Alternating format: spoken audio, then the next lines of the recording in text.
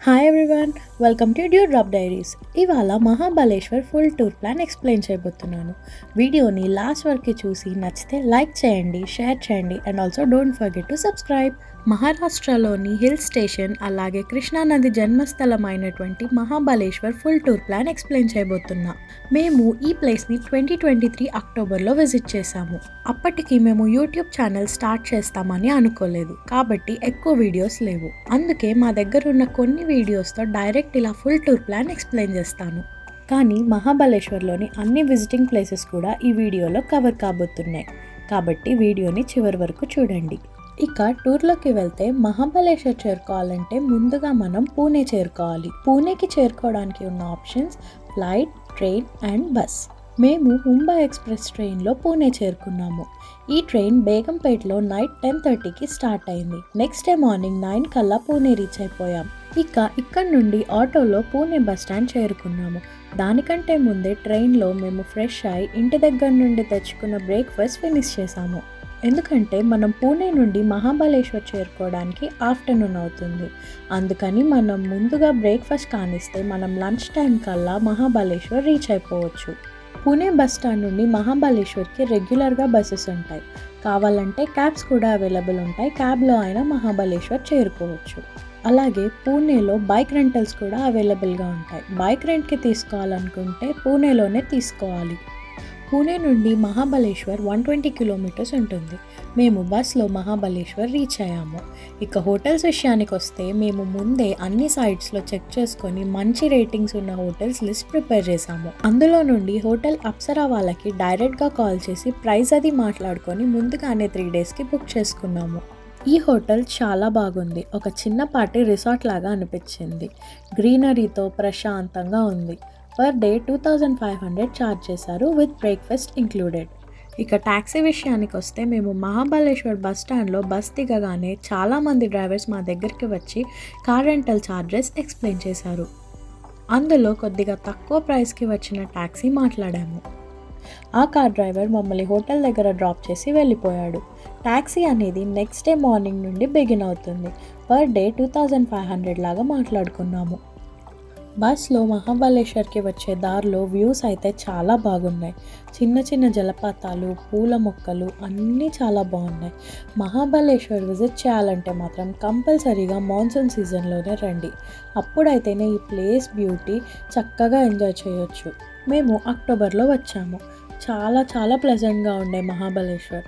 ఇక డే 1లో మేము ఆఫ్టర్నూన్ హోటల్లో చెక్ ఇన్ అయి ఫ్రెష్ అయ్యాము. నెక్స్ట్ అక్కడి నుండి హోటల్కి 1 కిలోమీటర్ దూరంలో ఉన్న మహాబలేశ్వర్ మెయిన్ టౌన్కి బై వాక్ రీచ్ అయ్యాము. అక్కడ చాలా హోటల్స్ అండ్ అన్ని రకాల షాప్స్ ఉన్నాయి. షాపింగ్ చేసుకోవాలనుకునే వాళ్ళకి మాత్రం ఇది బెస్ట్ ప్లేస్. మేము అక్కడ లంచ్ చేసుకొని కొద్దిసేపు షాపింగ్ చేసుకొని ఈవినింగ్కి తిరిగి హోటల్కి వచ్చాము. డే 2లో ఎర్లీ మార్నింగ్ ఫ్రెష్ అప్ అయిపోయి మా హోటల్లోనే బ్రేక్ఫాస్ట్ కంప్లీట్ చేసుకున్నాము. నిన్న మాట్లాడుకున్న ట్యాక్సీ డ్రైవర్ మార్నింగ్ 8:30 కల్లా మమ్మల్ని పిక్ చేసుకోవడానికి వచ్చేసారు. డే 2లో ఫస్ట్ మా ఎక్స్ప్లోరింగ్ టెంపుల్తో స్టార్ట్ చేశాము. ముందుగా 6 కిలోమీటర్స్ దూరంలో ఉన్న ఓల్డ్ మహాబలేశ్వర్కి వెళ్ళాము. ఇక్కడ ముందుగా మహాబలేశ్వర్ ఆలయంలోకి వెళ్ళాము. ఈ టెంపుల్లో శివలింగం రుద్రాక్ష ఆకారంలో ఉంది. ఇక్కడ దర్శనం చేసుకొని పక్కనే ఉన్న పంచగంగా ఆలయంకి వెళ్ళాము. ఈ ఆలయంలో 5 నదుల నీళ్లు కలిసి విగ్రహం నోట్లో నుండి పడుతుంటాయి. చూడ్డానికి ఈ గుడి చాలా చాలా బాగుంది. ఇక్కడ నుండి బయటకు వచ్చి పక్కనే ఉన్న కృష్ణబాయి ఆలయానికి వెళ్ళాము. ఇది కృష్ణానది జన్మస్థలం. ఇక్కడ నుండి చూస్తే కింద ఉన్న కృష్ణానది వ్యూస్ చాలా బాగా కనిపించాయి. కొండల్లో ఉన్న జలపాతాలు క్లియర్గా కనిపిస్తాయి. అలాగే జలపాతాల శబ్దం కూడా చాలా క్లియర్గా వినిపిస్తుంది. ఈ టెంపుల్స్ అన్నీ కూడా పక్కనే ఉన్నాయి. ఫొటోస్ తీసుకోవడానికి కూడా వ్యూస్, గ్రీనరీగా చెట్లు అన్నీ చాలా సూపర్గా ఉన్నాయి. ఇక్కడ నుండి మళ్ళీ టౌన్కి చేరుకున్నాము. అక్కడ లంచ్ చేసుకుని ఇప్పుడు అన్ని వ్యూ పాయింట్స్ కవర్ చేయడానికి వెళ్ళాము. Echo point, Arthur view point, elephant head point, tiger spring point, castle rock point, Kate's view point, Savitri point, monkey point ఇలా ప్రతి 10 మినిట్స్కి ఒక వ్యూ పాయింట్ వస్తూనే ఉంది. కొండల్లో ఎలా ఉందంటే పొగమంచు, మేఘాలు అప్పుడే కొండల్ని మూసేస్తాయి.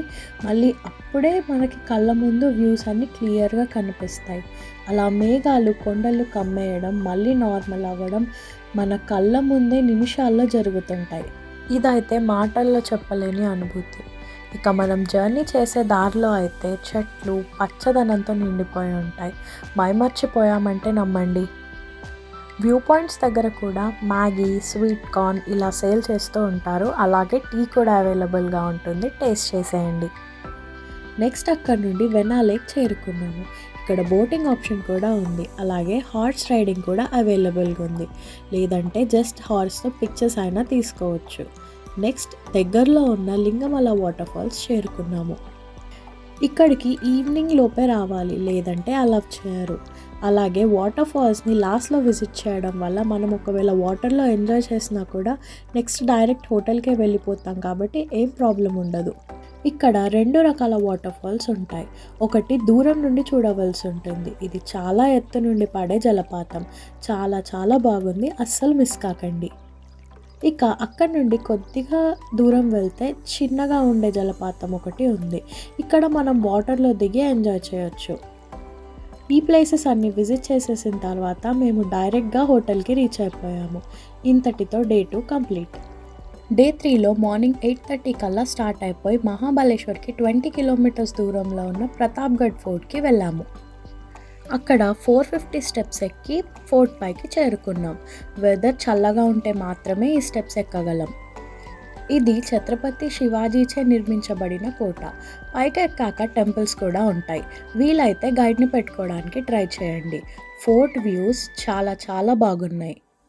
ఇక అక్కడి నుండి బయలుదేరి మేము తపోలా లేక్‌కి చేరుకున్నాం.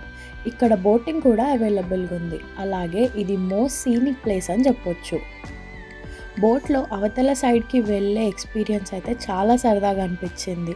ఇక్కడ ఒక 2 అవర్స్ స్పెండ్ చేసిన తర్వాత మేము తిరిగి బయలుదేరిపోయాం. దారిలో లంచ్ చేసుకొని మేము తిరిగి మహాబలేశ్వర్ చేరుకున్నాము.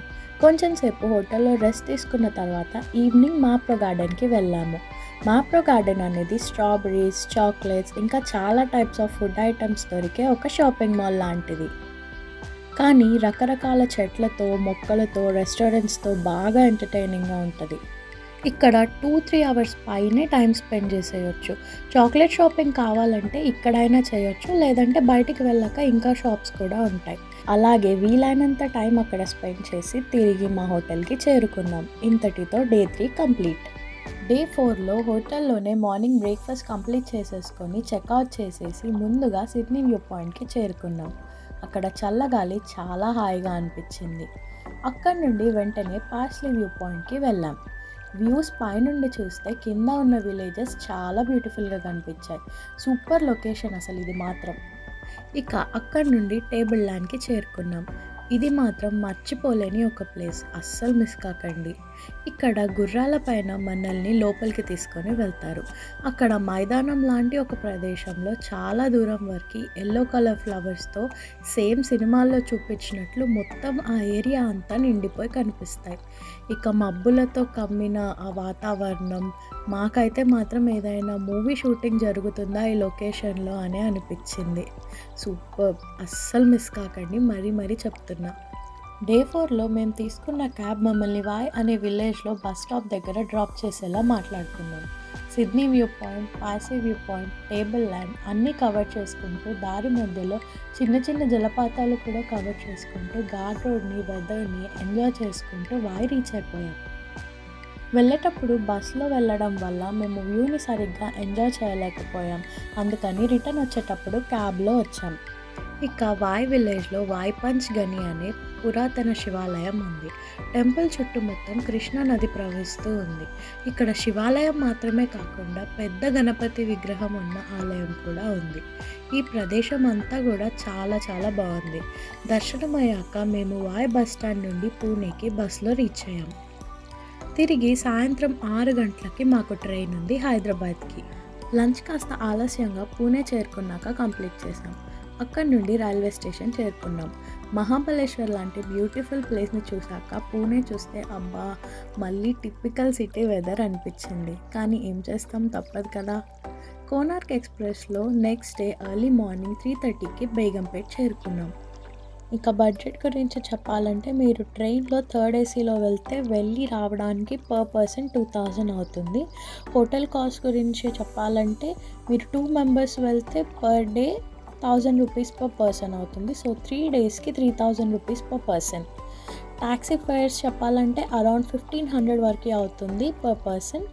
And other charges like food and other expenses మొత్తం కలిపి అరౌండ్ 1500 అవుతుంది. సో ఓవరాల్ ఎక్స్‌పెన్స్ వచ్చేసి పర్ పర్సన్ 8000లో ఈ ట్రిప్‌ని కంప్లీట్ చేసేయొచ్చు. ఇంతటితో మహాబలేశ్వర్ ట్రిప్ కంప్లీట్ అయింది. మీకు ఇంకో 3-4 డేస్ టైం స్పెండ్ చేయగలం అనుకుంటే పూణే నుండి లోనావాలా కూడా ఎక్స్‌ప్లోర్ చేయొచ్చు. ఇది కూడా మహాబలేశ్వర్ అంత డిస్టెన్స్‌లోనే ఉన్న మరో హిల్ స్టేషన్. టైం ఉంటే అది కూడా కవర్ చేయండి.